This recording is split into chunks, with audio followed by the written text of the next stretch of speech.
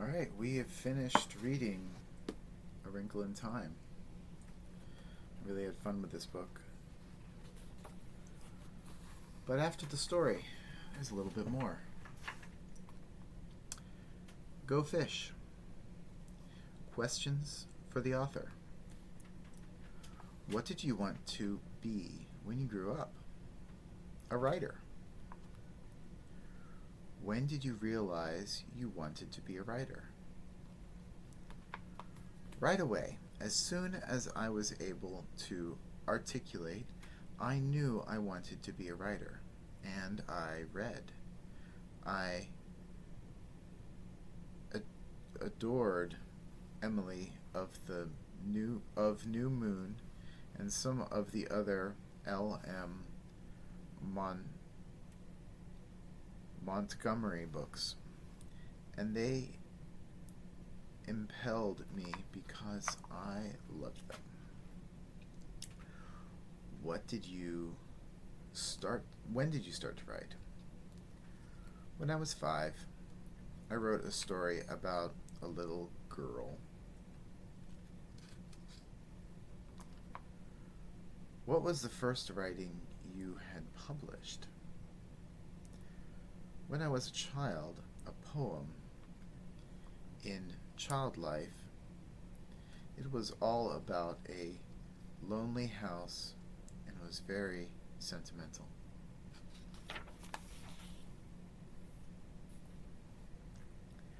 Where did you write your books? Where do you write your books? Anywhere. I write in longhand first and then type it. My first typewriter was my father's pre-World War I machine.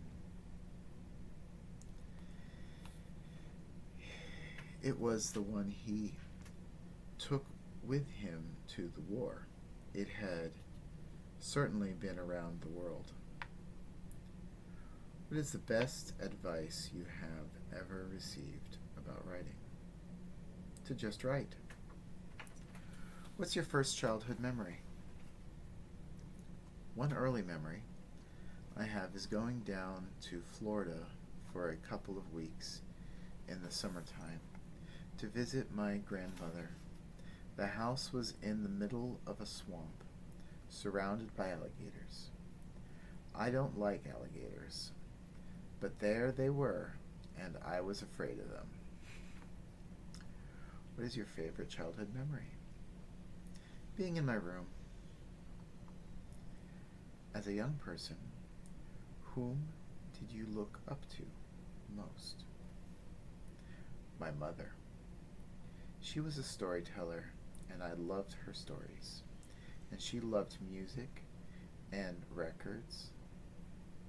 We played duets together on the piano. What was your worst subject in school? Math and Latin. I didn't like the Latin teacher. What was your best subject in school? English. What activities did you participate in at school? I was president of the student government in boarding school, an editor of a literature magazine, and also belonged to the drama club. Are you a morning person or night owl? Night owl. What was your first job? Working for the actress Eva Le Gaulin right after college. What is your idea of the best meal ever? Cream of wheat. I eat it with a spoon. I love it with butter and brown sugar. Which do you like better, cats or dogs? I like them both. I once had a wandering dog named Touche. She was a silver medal sized poodle and quite beautiful. I wasn't allowed to take her on the the subway, and I couldn't afford to get a taxi, so I put her around my neck like a stole, and she pretended she was a stole. She was an actor. What do you value most in your friends? Love. What is your favorite song? Drink to me only with thine eyes. What time of year do you like best? I suppose autumn. I love the changing of the leaves. I love the autumn goldenrod and Queen Anne's lace. What was the original title of A Wrinkle in Time? Miss Whatsit, Miss Who, and Miss Which? How did you get the idea for A Wrinkle in Time? We were living in the country with our 3 kids on this dairy farm. I started reading what Einstein wrote about time, and I used a lot of these principles to make a universe that was creative and yet believable. How hard was it to get A Wrinkle in Time published? I was kept hanging for 2 years. Over and over again, I received nothing more than the formal printed rejection slips. Eventually, after 26 rejections, I called my agent and said, "Send it back. It's too different. Nobody's going to publish it." He sent it back, but a few days later, a friend of my mother's insisted that I meet John Farrow, the publisher. He liked the manuscript and eventually decided to publish it. My first editor was Hal Versailles. Which of your characters is most like you? None of them. They're all wiser than I am. That was cute. Newbery Medal acceptance speech. Just a minute. Getting some light in here.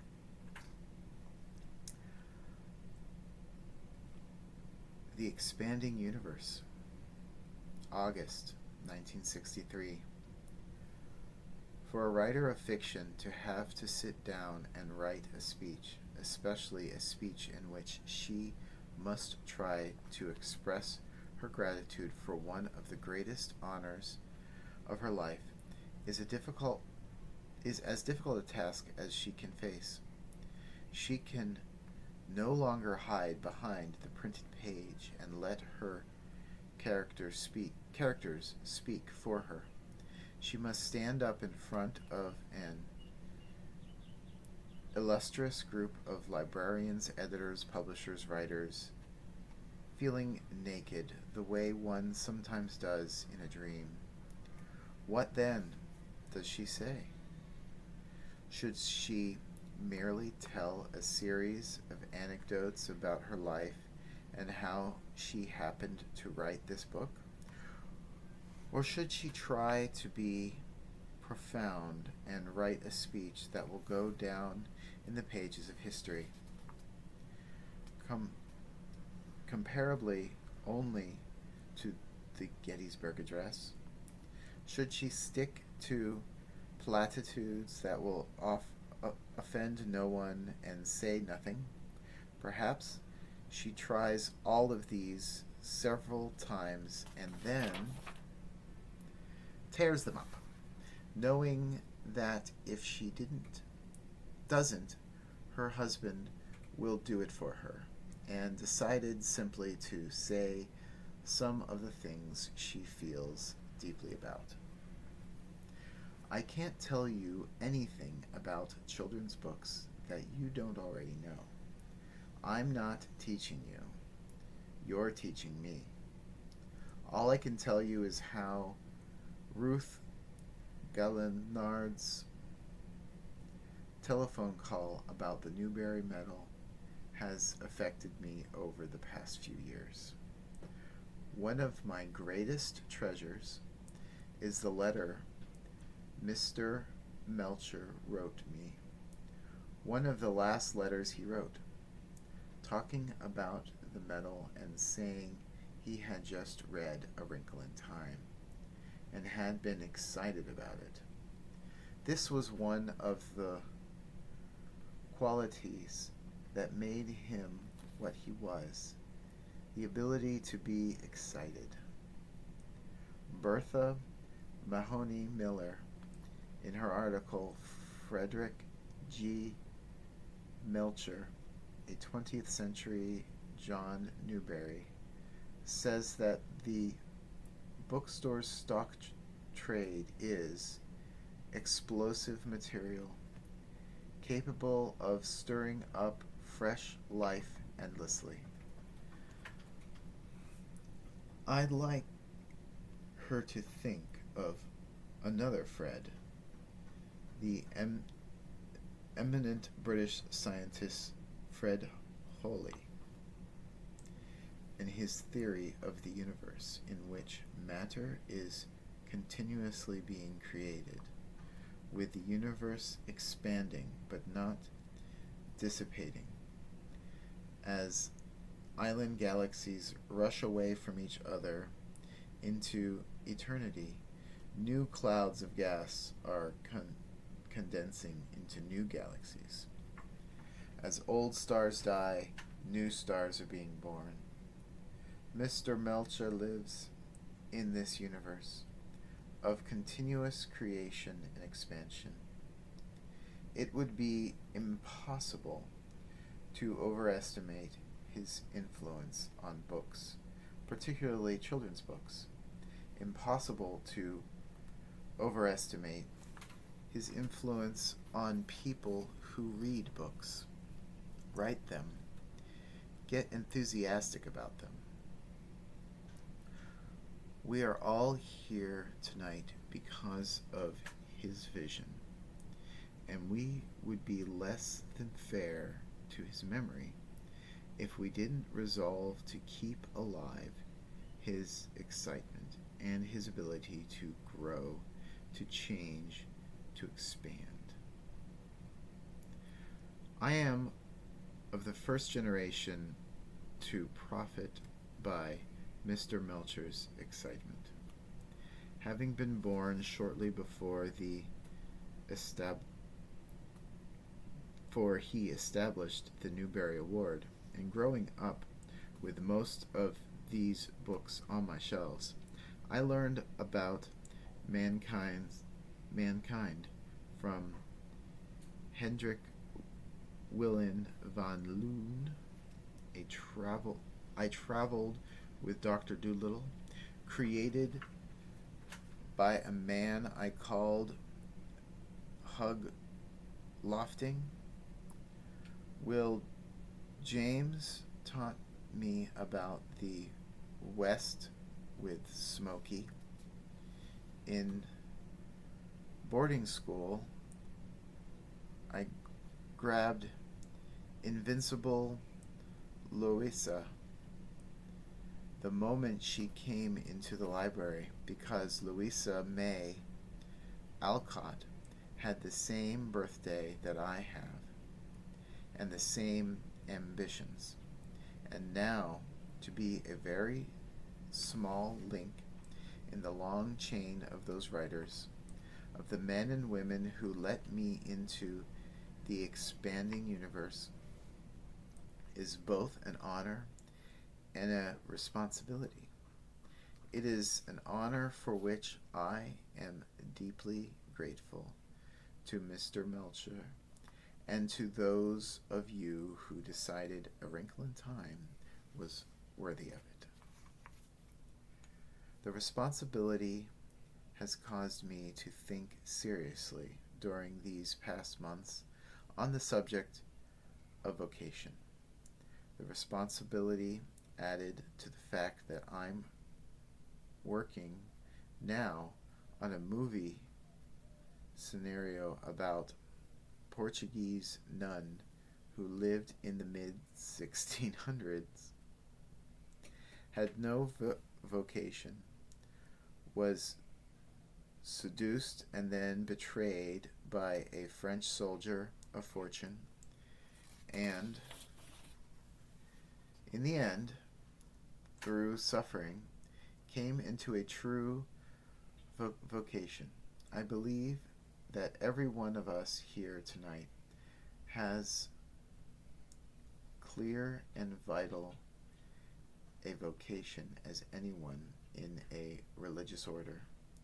We have the vocation of keeping alive Mr. Welcher's excitement in leading young people into an expanding imagination. Because of the very nature of the world as it is today, our children receive in school a heavy load of scientific and analytic subjects.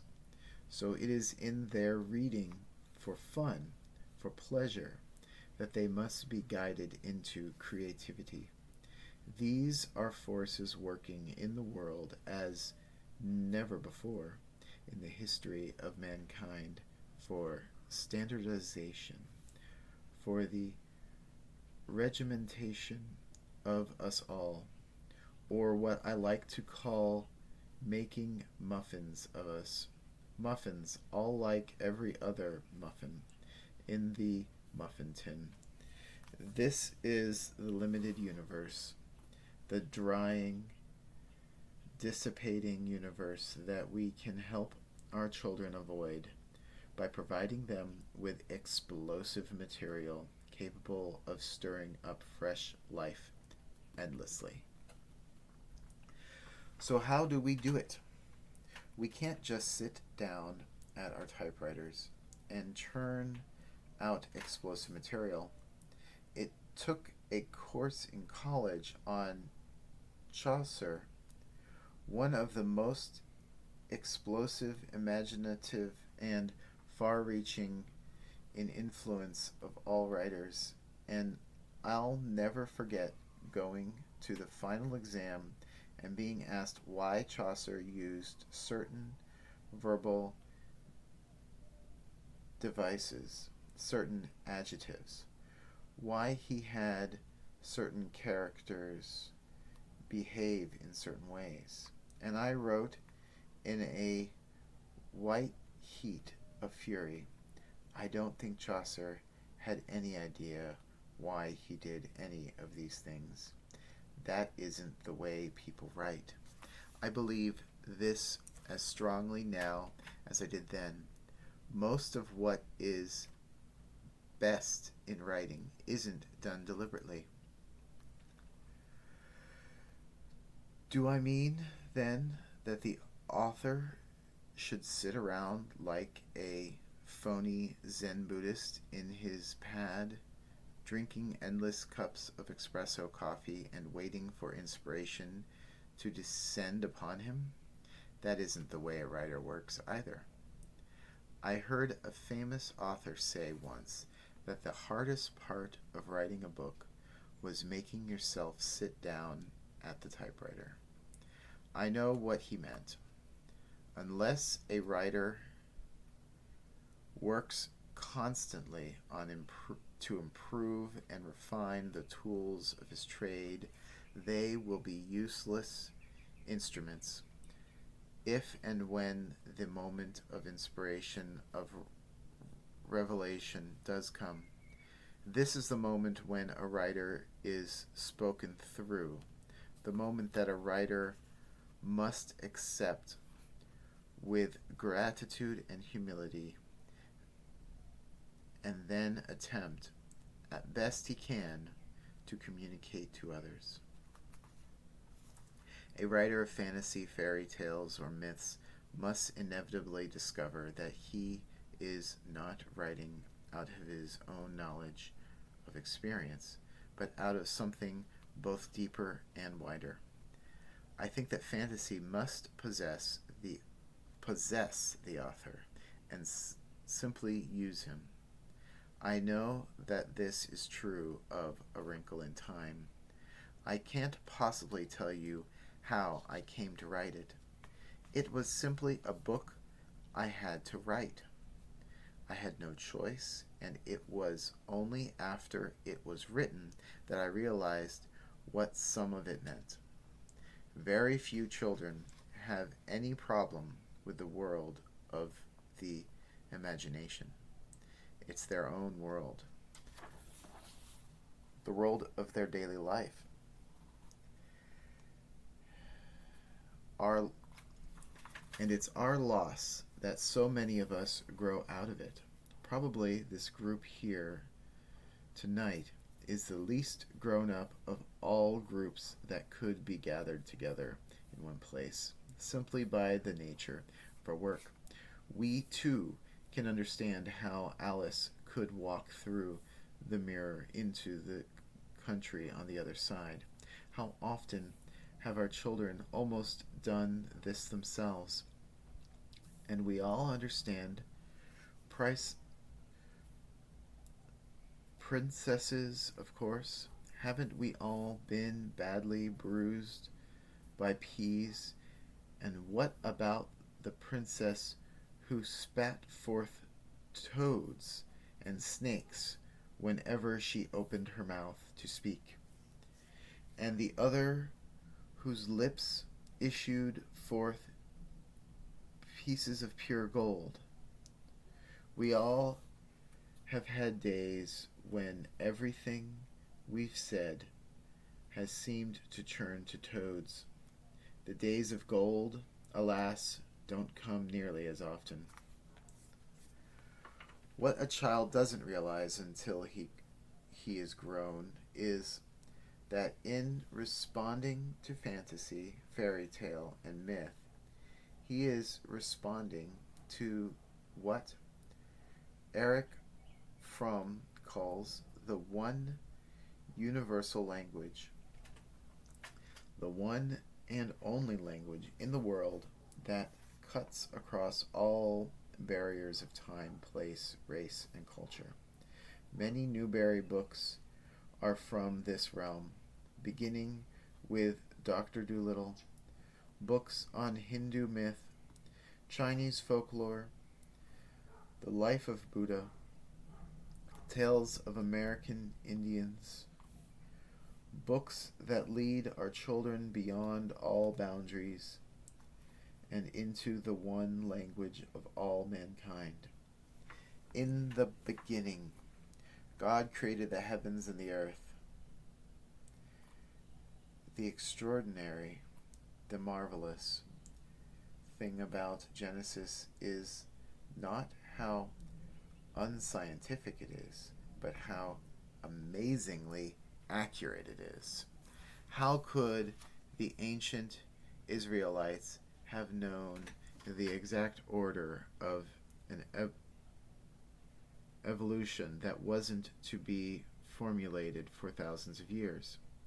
Here is a truth that cuts across barriers of time and space. But almost all of the best children's books do this. Not only an Alice in Wonderland, a Wind in the Willows, a Princess and the Goblin. Even the most straightforward tales say far more than they seem to mean on the surface. Little Women, The Secret Garden, Huckleberry Finn. How much more there is in them that we realize at a first reading. They partake of the universal language, and this is why we turn to them again and again when we are children, and still again when we have grown up. Up on the summit of Mohawk Mountain in northwest Connecticut is a large flat rock that holds the heat of the sun long after the last of the late sunsets has left the sky. We take our picnic up there and then lie on the rock and watch the stars. One pulsing slowly into the deepening blue, and then another and another and another until the sky is full of them. A book, too, can be a star, explosive material capable of stirring up fresh life endlessly, a living fire of lightning, the darkness leading out into the expanding universe.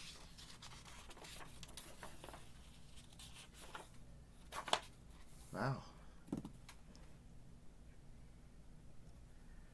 So here we've got, it looks like a family tree.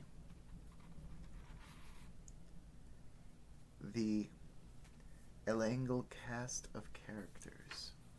Books featuring the Murray O'Keefe, their family. We have here Patty O'Keefe and Branwen Maddox. Together are parent Calvin and Hinky. We have abbreviations for all the different books these characters are found in. Calvin apparently is going to marry Meg. Sandy is going to marry someone named Rhea. Denny is going to marry a Lucy. And then Charles Wallace does not seem to have a pairing. And we go down the family line. And these are characters who appear in books about both families. Alright. Books featuring the Murray O'Keefe, A Wrinkle in Time, A Wind in the Door, A Swift Tilting Planet, Many Waters, The Arm of the Starfish, Dragons in the Waters, A House Like a Lotus, An Acceptable Time. Books featuring the Austins.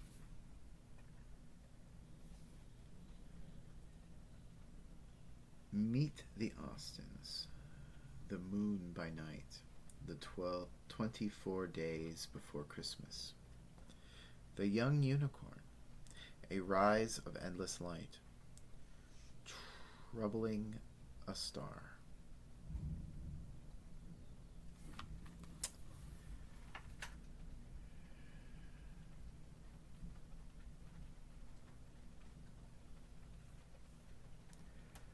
Well, we don't need to go through all of this. Spoilers, you know. We've got several more books in this universe to explore.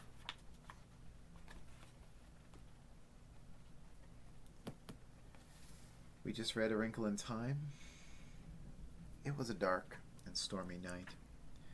Out of this wild night, a strange visitor comes to the Murray house and beckons Meg, her brother, Charles Wallace, and their friend Calvin O'Keefe on a most dangerous and extraordinary adventure. One that will threaten their lives and our universe. Winner of the 1963 Newbery Medal, A Wrinkle in Time, is the first book in Madeleine L'Engle's classic Time Quintet.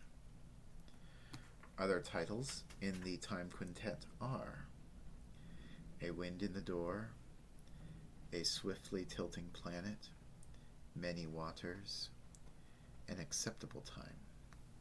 So I think those are probably the next 4 books to read. With an appreciation by Anne Quindle.